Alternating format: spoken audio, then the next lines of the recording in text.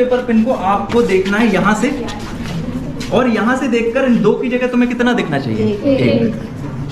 तो एक एंगल तुम्हें ऐसा सेट करना है कि ये दो पिन एक दूसरे को छुपा लें। और कितनी पिन दिखाई देगी? एक पिन दिखाई देगी। बताओ यहाँ पे क्या, यदि इसमें अपन कोशिश करते हैं कैप्चर करने की, ये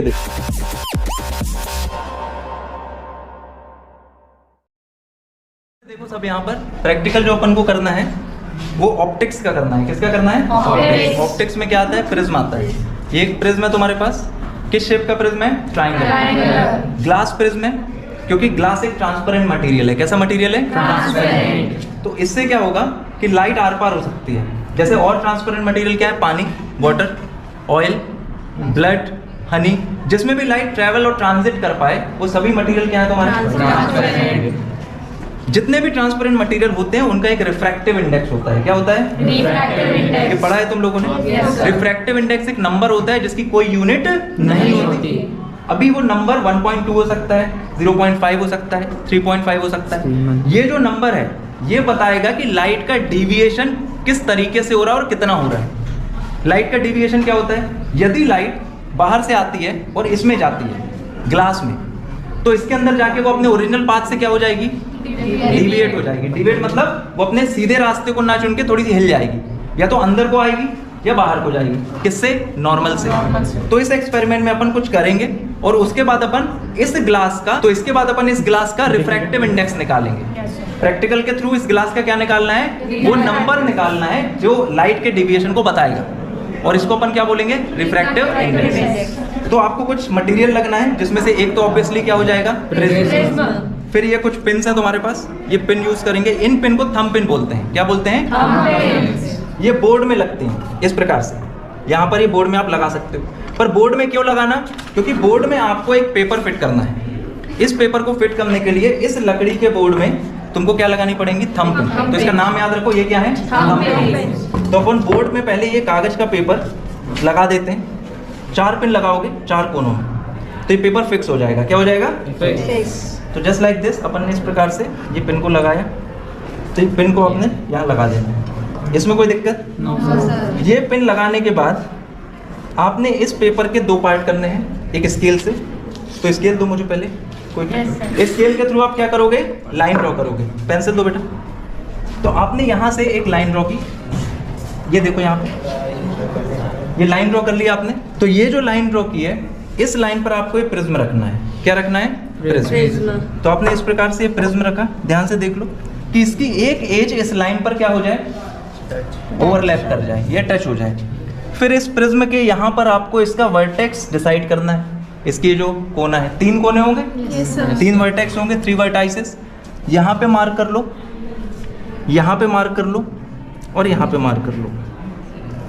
ठीक है, क्लोज ले आओ। अब आप देखो, जब आप इस प्रिज्म को हटाओगे तो 3 पॉइंट मिलेंगे। इन तीनों पॉइंट को आपने क्या करना है? ज्वाइन करना है, जस्ट लाइक दिस। तो क्या बनेगा? स्क्वायर बनेगा, एक ट्रायंगल बनेगा। और ये ट्रायंगल इक्विलैटरल होगा। कैसा ट्रायंगल होगा? ये अपन ने यदि यहाँ पे साइड नापा तो 5 आ रहा है। ये देखो, ये साइड भी नापा तो कितना आ रहा है? 5। और ये साइड भी कितना आ रहा है? 5। ये एक इक्विलैटरल ट्रायंगल है। इक्विलैटरल ट्रायंगल का एंगल कितना होता है? 60 डिग्री। तीनों एंगल कितने होते हैं? 60, 60, 60। तो ये जो प्रिज्म का एंगल है ये 60 होगा, 60। This is also 60, this is also 60। That means ये एक इक्विलैटरल ट्रायंगल है, और इसको तुम बोलते हो प्रिज्म एंगल। ये प्रिज्म एंगल की वैल्यू तुम्हें पता चल गई, कितनी है? 60। प्रिज्म एंगल को आप ए से बताएंगे। किससे बताएंगे? Capital A. तो यहाँ पर देखिए, capital A is equal to कितना लिखा आपने? 60 डिग्री। इसमें कोई दिक्कत? अभी आप प्रिज्म हटा दो एक तरफ। ये जो 5 था साइड, इसका हाफ ले लो, तो 5 का हाफ कितना होगा? 2.5। और इस स्लांट हाइट पे, स्लांट एज पे 2.5 पे एक मार्किंग कर दो। ये मार्किंग की, ये पॉइंट ऑफ इंसिडेंस होगा। क्या होगा? प्रोटेक्टर लेना है आपने। ये मटेरियल रिक्वायर्ड है, प्रोटेक्टर मटेरियल रिक्वायर्ड है, स्केल लगना है, पिंस लगनी है, बोर्ड लगना है, पेपर लगना है। अभी प्रोटेक्टर का क्या करोगे? यहाँ देखो, आप इस प्रकार से प्रोटेक्टर रखिएगा। ये पॉइंट को, इस बिंदु को आप छुपा लो यहाँ से। अब एंगल बनाना है 90 डिग्री। कितना एंगल? 90। तो 0, 10, 20, 30, 40, 50, 60, 70, और ये कितना हो गया? 90 पे क्या खींचा जाता है ऑप्टिक्स में? नॉर्मल। क्या खींचा जाता है? नॉर्मल। आपने यहाँ से 90 डिग्री पर नॉर्मल ड्रॉ करना है। तो नॉर्मल जब खींचते हैं तो सॉलिड लाइन खींचते हैं कि डॉटेड लाइन खींचते हैं? Dotted line. तो यहाँ से आपने ये डॉटेड लाइन बना ली, ये नॉर्मल हो गया। इसको बोलोगे N1 N2 या N1 और N1 डैश। नॉर्मल पे फिर से प्रोटेक्टर रखिए इस पॉइंट पे, पर अब प्रोटेक्टर ऐसा ना रख के तुम ऐसा रखोगे। ध्यान से देख लो, नहीं तो प्रैक्टिकल गलत करोगे एग्जाम में। इस प्रकार से प्रोटेक्टर रखना है। 0 डिग्री से लेटस से पहला इंसिडेंस एंगल 55 डिग्री का ले रहे हैं। कितने डिग्री का? 0, 10, 20, 30, 40, 50 और 55। ये आया। इस 55 से ये जो है पॉइंट था, इससे इस नॉर्मल वाले पॉइंट ऑफ इंसिडेंस पे आपको एक रे बनानी है। ये है तुम्हारी इंसिडेंट रे। कौन सी रे हो गई? इंसिडेंट। तो इंसिडेंट एंगल कौन सा होगा? ये वाला। कितना बनाया है? Angle i is equal to कितना? 55 डिग्री। दैट मीन्स आई का वैल्यू तुम्हें कितना मिला है? कितना लिया है तुमने? 55। ये एंगल ए था, ये एंगल आई है 55 डिग्री। एंगल ए कौन सा था? Prism angle. एंगल आई कौन सा है? Incidence angle. यदि यहाँ प्रिज्म मैं नहीं रखूं, ये वाला प्रिज्म, यदि ये प्रिज्म तुम यहाँ पे नहीं रखोगे तो लाइट की रे सीधी निकल जानी चाहिए। कैसी निकल जानी चाहिए? सीधी। देखो यहाँ पे, तो स्ट्रेट इस रे को तुम डॉटेड फॉर्म में आगे बढ़ा देना। यदि ये प्रिज्म मैं यहाँ नहीं रखूं तो ये रे कैसी जाना चाहिए? स्ट्रेट। पर जैसे ही मैं ये प्रिज्म यहाँ रखता हूँ, ये रे स्ट्रेट नहीं जाएगी, ये मीडियम के अंदर डिविएट होगी। वो डिविएट कहाँ होगी? यही वो एक्सपेरिमेंट है। अब तुम करोगे क्या? ध्यान दो, यहाँ पे ये पेपर पेन है, पेपर पेन। इस पेपर पेन को तुम्हें 4 पेपर पेन लेना है, सीधी वाली लेना, बिल्कुल कुरकुरे टाइप नहीं। हाँ नहीं तो बोलोगे टेढ़ा है पर मेरा है। अभी यहाँ पर इस इंसिडेंट रे पर तुम्हें ये 2 पेपर पेन लगा देनी है। ध्यान से देख लो, पेपर पेन 1 और एक पेपर पेन 2। ये आपने कहाँ पर लगा दी? इस इंसिडेंट रे पर। ध्यान से देख लेना भाई, है ना? ये दोनों पेन लग गई। अब यहाँ प्रिज्म रख दो, ग्लास प्रिज्म। इसका अलाइनमेंट ठीक करो। अभी जैसा मैं बता रहा हूँ वैसा करना है। थोड़ा सा दूर हटो, दूर हटो बेटा। इन दोनों पेपर पिन को आपको ये वाले एंगल से देखना है, ये वाले फेस से। लाइट एंटर कहाँ से कर रही है? इस तरफ से, और निकल कहाँ से रही है? यहाँ से। अब जैसा मैं बता रहा हूँ वैसे करना। इन दोनों पेपर पिन को आपको देखना है यहाँ से, और यहाँ से देखकर इन 2 की जगह तुम्हें कितना दिखना चाहिए? 1। तो एक एंगल तुम्हें ऐसा सेट करना है कि ये 2 पिन एक दूसरे को छुपा लें। और कितनी पिन दिखाई देगी? 1 पिन दिखाई देगी। बताओ यहाँ पे क्या? यदि इसमें अपन कोशिश करते हैं कैप्चर करने की, ये देखो, ये यदि आप आगे पीछे करोगे तब तो 2 पिन दिखाई देंगे, पर जब आप बिल्कुल एक पर्टिकुलर एंगल पे आओगे तो आपको पिन कितनी दिखाई देना है? Single pin. ये सबको दिखाई देगी। अभी सिंगल पिन दिखाई दे रही है, बाकी भी कोई देख लो। एक ही दिखाई दे। और थोड़ा सा पैरेलल करोगे आगे पीछे साइड बाय साइड तो 2 दिखाई देंगी, पर हमको कितनी पिन देखना है? 1 पिन देखना है। देखो बेटा, किसी और को ट्राई कर। अभी ध्यान से देखो, you will take 2 more pin. कितनी पिन और लेना है? 2 और। अभी यहाँ पर आपने जिस तरफ से देखा था वहां पर आपको 2 पिन और लगा देना है, पर उस जगह पर लगाना है जहां से, जिस एंगल से वो 2 पिन कितनी दिखाई दे रही थी? 1। ठीक है, थोड़ा सा दूर हो, मैं बता रहा हूँ। अभी मैं यहाँ से यदि इसको देखता हूँ और यहाँ से मेरे को एक अलाइनमेंट में 1 पिन दिख रही है, तो मैं अपने इस पिन को इस प्रकार से यहाँ रखूंगा, इंडेक्स फिंगर से प्रेस करके, और अब तीनों पिन को ऐसा सेट करूंगा कि 3 पिन की जगह मेरे को कितनी पिन दिखाई दे? 1 सिंगल पिन। तो यहाँ पे मैं इसको ऐसे लगा दूंगा, ये देखो ये लग गई। एक और पिन लूंगा, अब 3 पिन की जगह मैं 4थी पिन लगाऊंगा, और चारों पिन कैसी दिखाई देना चाहिए? एक अलाइनमेंट में, मतलब 4 ना दिख के 1 पिन दिखाई दे। तो यहाँ पर मैं इसको ऐसे प्रेस कर दूंगा। अभी जब ये मैंने प्रेस कर दिया यहाँ पे, ठीक। अभी आप बताइए, अभी अपन इन चारों पिन को सेट कर रहे हैं, और इन 4 की जगह मेरे को कितनी पिन दिखाई देना चाहिए? सिंगल। तो अब देखिए, ये 4 पिन इस एंगल पे आप देखो कि you can see only 1 pin, single yes sir single single pin दिख रही है, सर एक ही लाइन में दिख रही है, एक ही लाइन में दिख रही है। अपन ने प्रिज्म हटाना है, प्रिज्म को उठा लो, यहाँ फोकस करो, प्रिज्म उठाया।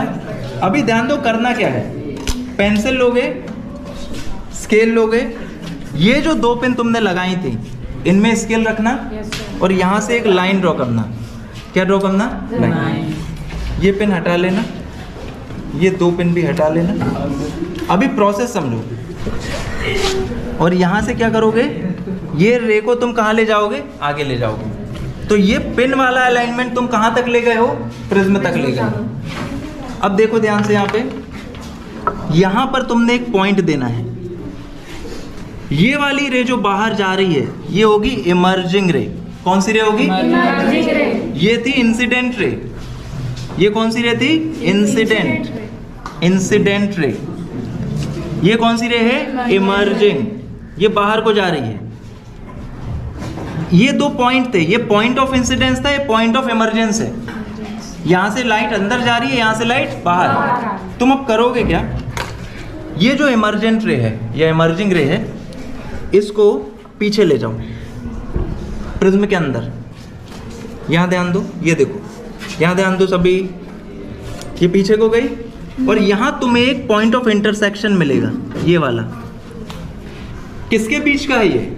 इंसिडेंट रे और इमर्जेंट रे। ये एंगल तुम्हारा कहलाता है एंगल ऑफ डेविएशन। क्या कहलाता है? इसको अपन बताते हैं डेल्टा एम से, एंगल ऑफ डेविएशन। ये आपको मेजर करना है। तो प्रोटेक्टर लेंगे, कैसे रखना है प्रोटेक्टर? यहां ध्यान दो, इस प्रकार से प्रोटेक्टर रखना है 0, और ये कितने पर आ रहा है? 40 से तकरीबन 2 या 3 कम। तो ये एंगल कितना मिल गया? 37 डिग्री। अप्रोक्स कितना मिल गया? 37 डिग्री। सेम एक्सपेरिमेंट पूरी प्रोसेस के साथ आप 4 से 5 बार करो, अलग अलग एंगल ऑफ इंसिडेंस बना लो। अभी एंगल ऑफ इंसिडेंस कितना बनाया था? 55। अब बना लो 45। डेल्टा एम भी बदल जाएगा, 60 बना लो, डेल्टा एम चेंज हो जाएगा। 4 से 5 रीडिंग के बाद तुमको एक टेबल मिलेगी जिसमें 5 एंगल ऑफ इंसिडेंस होंगे और 5 एंगल ऑफ डिफ्लेक्शन होंगे। इन एंगल ऑफ डिफ्लेक्शन में से जब सबसे छोटा वाला एंगल ऑफ डिफ्लेक्शन जो होगा उसके थ्रू अपन निकाल सकते हैं इसका क्या? Refractive index. अब वो कैसे निकालना है वो मैं बोर्ड पे बताता हूँ। एक्सपेरिमेंट, प्रिज्म एक्सपेरिमेंट के थ्रू अपन ने अलग अलग एंगल ऑफ इंसिडेंस बनाए और अलग अलग एंगल ऑफ डेविएशन लिए। 5 रीडिंग लो, आपके पास एक टेबल बनेगी, ध्यान से देख लो। इस टेबल में एक कॉलम में एंगल आई रहेगा और एक कॉलम में डेल्टा एम रहेगा। एंगल आई क्या है? Incidence angle. डेल्टा एम क्या है? Deviation angle. अभी अपन ने जो इंसिडेंट एंगल लिया था वो कितना डिग्री लिया था? 55 डिग्री। और डेल्टा एम तुमको कितना मिला था? 37 डिग्री। इसमें कोई दिक्कत? फॉर्मूला जो होता है रिफ्रैक्टिव इंडेक्स का वो होता है mu is equal to, refractive index को किससे बताते हो? म्यू से। एक और अल्फाबेट था, सिंबल क्या था? ईटा। एन जैसा रहता है, इससे भी रिफ्रैक्टिव इंडेक्स को आप बताते हो। अभी इसका फॉर्मूला होता है साइन ब्रैकेट के अंदर A plus delta m division में 2 total divide by sine A by. ध्यान से देखना, एक फॉर्मूला तुमने पढ़ा है sine i by sine r, Snell's law जो रहता है, पर यहां पर ये फॉर्मूला आपको लगाना है sine A plus del m by 2 sine A by 2। अभी अपन ने देखा था कि ए कितना था? 60 डिग्री। एंगल ऑफ प्रिज्म कितना था? 60 डिग्री। और डेल्टा एम तुम्हारे पास कितना आया है? एंगल 37 डिग्री पहली रीडिंग में। एंगल आई कितना है? 55। इसका कोई खेल ही नहीं है इस फॉर्मूले में। एंगल आई का ज्यादा कोई यूज नहीं है, यू कैन सी। तो अभी अपन ने यूज करना है ए और डेल्टा एम। ए की जगह आपने कितना रखना है? 60 डिग्री। और डेल्टा एम की जगह कितना रखना है? 37 डिग्री। पुट करते हैं अपन, देखो यहाँ पे eta is equal to sine of A कितना था? 60 प्लस डेल्टा एम कितना था 37 डिग्री, टोटल डिवीजन में क्या था 2, टोटल डिवीजन में क्या था 2, ये टोटल डिवीजन है। साइन 60 प्लस 37 डिग्री बाय 2, होल डिवीजन में क्या चल रहा था साइन a बाय 2, a कितना है 60, 60 बाय 2 कितना होगा 30, दैट मींस यहां पर कितना आ जाएगा, ट्रिग्नोमेट्रिक रेशियोज में साइन 30 की वैल्यू कितनी होती है 1/2, तो आप आगे क्या करोगे इज इक्वल टू 60 और 37 कितना होगा 97, तो यहां हो जाएगा साइन ऑफ 97 डिग्री बाय कितना 2, टोटल डिवाइड में 1/2, ये 2 ऊपर चला जाएगा, 2 कहां जाएगा ऊपर, तो आपके पास क्या बनेगा, ये बनेगा आपके पास साइन ऑफ 97/2 कितना होता है 48.5 का डबल करोगे तो कितना होगा 97, तो you will write sine of 47.5 और मल्टीप्लाई में कितना चलेगा 2 चलेगा, ये 2 ऊपर चला गया, तो इस प्रकार से तुम्हारे पास ये कैलकुलेशन बना म्यू का, या फिर ये कैलकुलेशन म्यू का बना या फिर किसका बना ईटा का, ट्वाइस ऑफ साइन 47.5, 47.5 साइन का वैल्यू कितना होता है, कैलकुलेशन अब तुम्हारे पास आया है eta is equal to twice of sine कितना 47.5, साइन 47.5 का वैल्यू होता है 0.75, तो 2 मल्टीप्लाई 0.76 के आसपास होता है, यदि आप 0.76 में 2 का मल्टीप्लाई करोगे तो तुम्हें 1.5 के अप्रॉक्स मिलेगा, कितना मिलेगा 1.5, ये एक नंबर तुम्हें मिलेगा जिसको तुम ईटा बोल सकते हो या म्यू बोल सकते हो, दैट मींस जब हमने सिर्फ एक रीडिंग ली तो हमें ग्लास का रिफ्रैक्टिव इंडेक्स कितना मिला, और आप बुक में सर्च करो या गूगल सर्च करो आपको पता चलेगा ग्लास का रिफ्रैक्टिव इंडेक्स 1.6 के अप्रॉक्स होता है। मैंने आपको बताया था आप 4-5 रीडिंग लो और यहाँ पे जो सबसे छोटा डेल्टा एम होगा वो उठाना, यदि आप ऐसा करोगे तो ये डेल्टा एम 37 की जगह कुछ और होगा 37 की जगह, और वहां जब तुम इसको सॉल्व करोगे तो आंसर एग्जैक्ट तुम्हें कितना मिलेगा 1.6। तो this is the practical method जहां पर आप क्या कर सकते हो रिफ्रैक्टिव इंडेक्स निकाल सकते हो।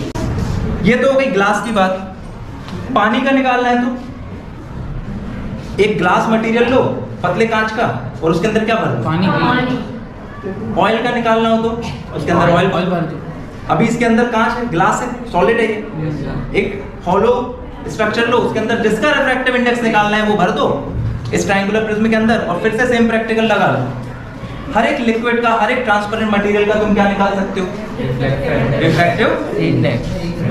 प्रैक्टिकल में कोई डाउट किसी को? नो सर, क्लियर है? Yes sir. तो ये प्रैक्टिकल अपनी फाइल में कर लेना।